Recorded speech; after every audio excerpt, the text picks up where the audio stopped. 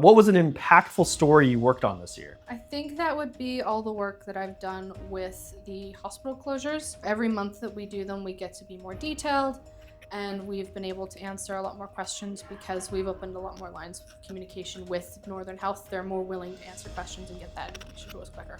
Going to the Day of Missing and Murdered Indigenous Women and Girls was a different kind of vigil, and we painted red dresses in honor of the women. And hearing some of the stories really hit home for myself. I have had a relative that was murdered, and I've had suicide, mental illness happen in my family. So that was tough, but it was a very uplifting experience.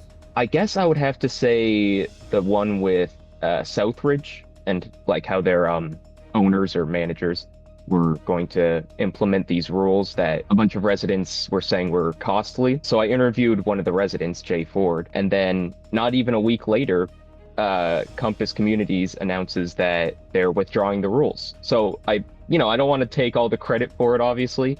There was a lot of organizing as far as the residents, but I feel like maybe my article had a small part in that. I think all our stories are impactful.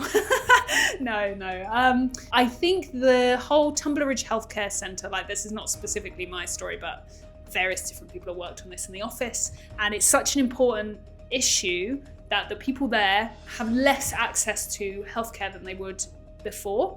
And you kind of think as an outsider, that it's easy to forget basically, but actually it's so important for the people in that community. So I think that's the most impactful story, or one of.